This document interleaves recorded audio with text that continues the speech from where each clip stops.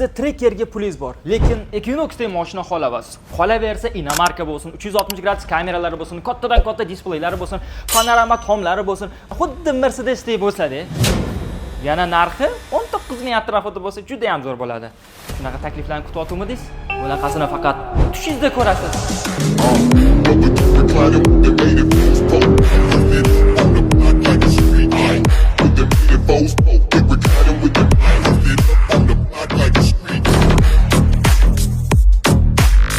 Bugun e'tiboringlar markazida bizning O'zbegim xalqi yangi kutgan avtomobil zavodini tanishtiraman. Aynan bu zavoddan 19-20 ming dollar atrofiga bugun sizlarga Bastion T77 ni yangilangan versiyasini taqdim qilamiz.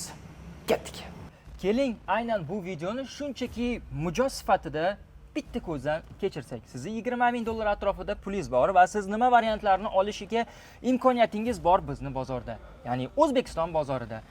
Eskiroq yurgan Equinox olishingiz mumkin yoki yangiroq modellardan Trekker olishingiz mumkin. Haval bor, yana va hokazo modellar bor. Buni siz bitta bozorlarga borib yoki avtosalonlarga borib tanishsangiz bo'ladi. Endi hozir men sizga taklif qilayotgan avtomobilimni hajmi deyarli Equinox dedik. Lekin mashinani ichki interyerlari va hokazo taklif qilinayotgan summalari buni o'zingizlar uchun bitta bilib olasizlar. Balkim bu boshlang'ich to'lovdir. Va hokazo demaymiz aka. Shunchaki 19 ming 20 ming dollar atrofida shu mashinani xarid qilishingiz mumkin. Kelinglar, avtomobil haqida batafsil ma'lumot beraman. Bu mashinamiz Bastion oilasining T77 seriyasiga oid bo'lgan modellar. Avtomobilimizning tashqi ko'rinishiga 1 dan 10 gacha shunchaki baho beringlar. Haqiqiy sportiv ko'rinishga ega bo'lgan tashqi dizayn bu shunchaki xohlagan odamni o'ziga qarata oladi.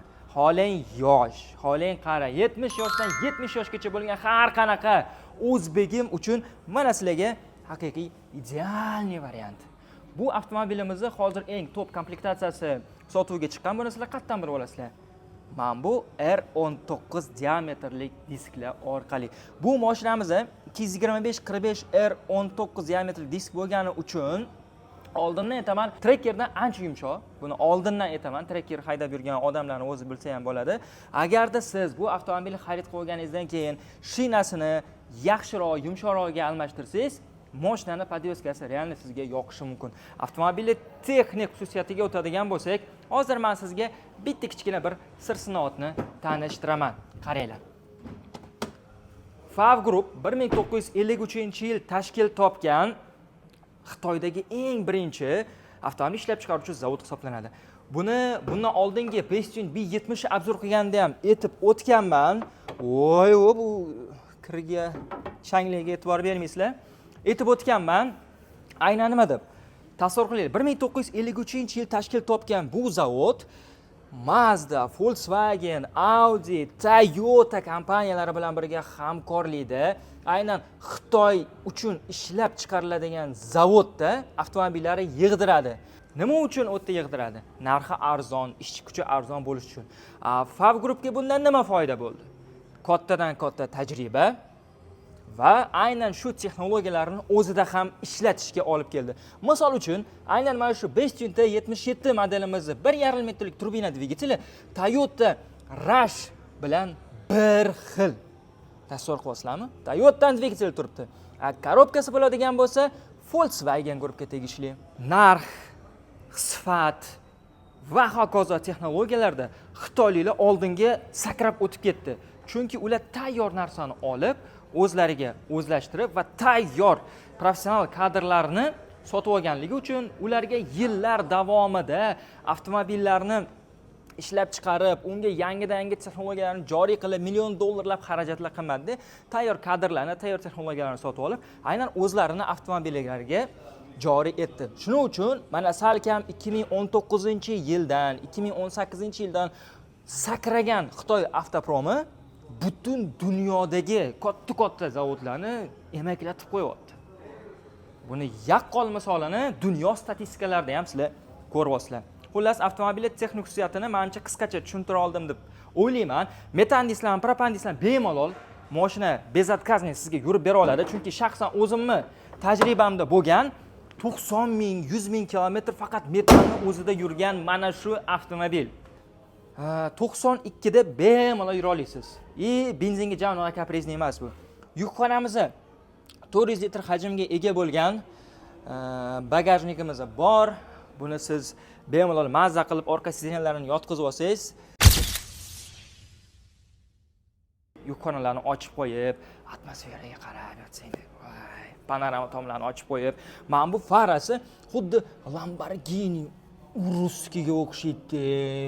Chiroyligini qaranglar, qanaqa darajada solidniy ishlanganda. Mana shu farasiga men juda ham kompot bo'lganman-da. Ko'pchilikni aqlini ozdirib yuboradi. Orqasida ham mana ko'rishingiz mumkin, parktroniklari bor. Puli arzon bo'ldi degani ko'p narsasi chopilib ketdi degani emas, aka. Bu juda ham ko'pchiliklar aytishyapti-da.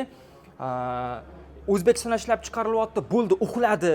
O'zbekistonda ishlab chiqarilyapti, sifati tushib ketadi. O'zbekistonda ishlab chiqarilyapti, bo'ldi, mashina musor bo'lib chiqadi. Ichidagi hamma narsasini yechib olasizlar deb aytishyapti-da. Bu nima? O'zbeklar shunaqa yomonmi? Qo'lda nima ishlasa kelmaydimi o'zbeklarni devorgin keladi. Qanaqa qilib biz o'zimiz kuchliligimizni ko'rsatishi o'rniga biz qaytaga o'zimiz yerga uramiz. Shunisiga tushunmayman. Keling mana, o'zbeklarning qo'lidan hech narsa kelmaydi deb o'ylayotgan ahmoqlar.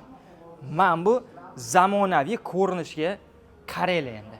Bizning O'zbekistonimizda xuddi mana shunaqa avtomobilni 19-20 ming dollar atrofida taklif qilinyapti. Bo'ldi, eskilik sarxiti yo'qoldi. Yangi O'zbekiston, yangi texnologiya va rivojlanishlar davri. Biz o'zbeklar kerak bo'lsa dunyoni titratib yuboramiz. Mana buni boshlang'ich dasturini biz boshlab beryapmiz. Kattagina panorama tom, xuddi siz xohlagan Mercedes CLS'larda bo'lardi, adashmasam bunaqa sportivniy o'rindiqda 200 midi, 300 midi va hokazo. Qaranglar, qanaqa kojasini, sifatini qaranglar buni. Qattiq qanaqadir mягкий nimadir emas-da. Juda ham bir zo'rda sifatlarni ushlab ko'rsanglar, kачествосini bilasizlar. Juda ham chiroyli. Mana buni qaranglar. Aka, sizni uyingizdagi televizoringizdan katta-da bu displey. Bu kamida 30 ming dollar qilib soqqa ishlasak bo'lar ekan. Har bittasidan bitta pochkadan qo'ysa ham, tasavvur qilinglar, 100 ta mashina sotsa qancha bo'ladi? 1000 ta mashinadan 10 ming dollardan qo'ysa ham qancha bo'ladi?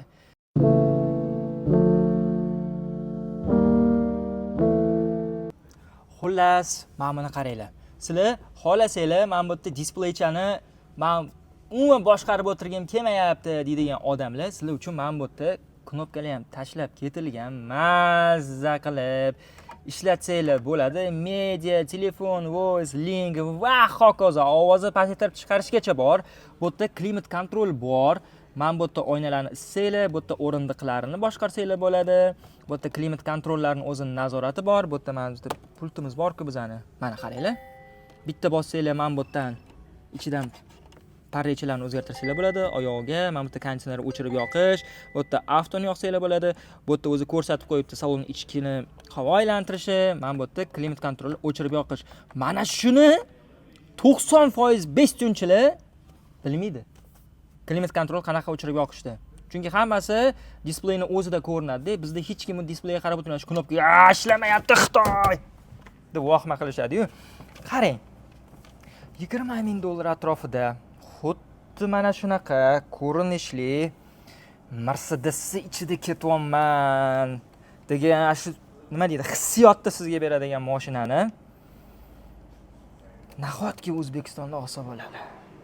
Mana bu yerda joystickli upravleniyasini qarang. Mana bu yerda hattoki line assistent ham bor ekan. Bunda xohlasanglar 360 gradus kameramiz ham bor ekan. Nimaga bu 360 gradus kamerani qo'yishni tushunmadim. Zadniy vid kamerani o'zi ham bo'lardi-yu. 360 qo'ydimi? Bo'ldi. 30 ming dollarga sotish kerak buni. Start stop bormi? Kalitli qilish kerak edi buni. Hey, nimaga arzon sotilyapti? Demak, bir aybi bor, qattandir bir chopilyapti-da. Nimaga bizni shunaqa o'ylashadi, tushunmayman. Xullas, qaranglar. Ko'p gapirmaylik. Negativlarga e'tibor qaratish kerak emas. Muhimi, juda ham ko'pchilik insonlar xursand bo'lishyapti bunaqa pulga mana shunaqa mashinalar sotib olish mumkinligiga.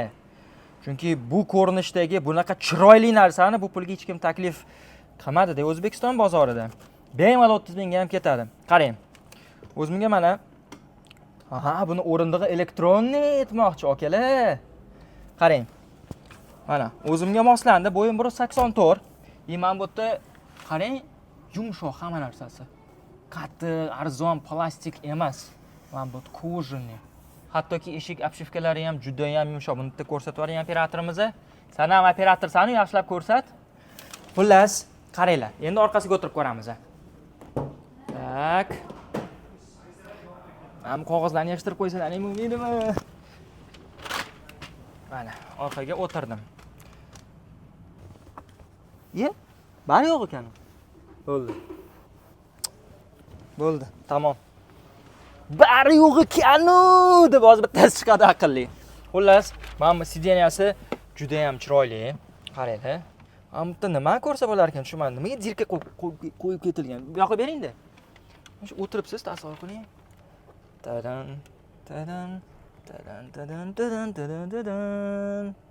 Nima qilib ko'rish uchun qo'yilganini bilmadim.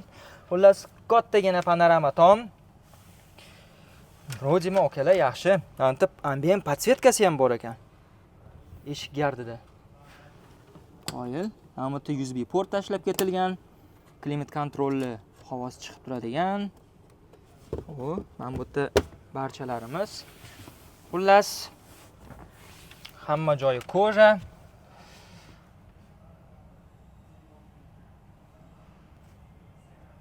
Boshqa gap yo'q. Ushbu avtomobilni siz shartnomalarini hozirdan kelib sotib olishingiz mumkin. Avtomobil hozirgi kunda so'mdagi narxini aytaman. 258 million 70 ming so'mga siz ushbu avtomobilni xarid qilsangiz bo'ladi. Agar mana shu video chiqqandan keyin to'lovlarni tezda amalga oshiradigan bo'lsangiz, 7-8 million so'm chegirmasi bo'lyapti. Bu degani agar siz kursga o'giradigan bo'lsangiz, 19700, 19800 dollarlarga taxminan aylanadi mashina. Bunaqasi qatta bo'lgan. Bunaqasi menimcha hali hech katta bo'lmagan. Shuning uchun qanaqadir savolinglar bo'lsa yozib qoldiringlar. Biz albatta sizga ma'lumotini beramiz. E'tiboringiz uchun rahmat. Bundan nazorlar hali sizni kutyapti.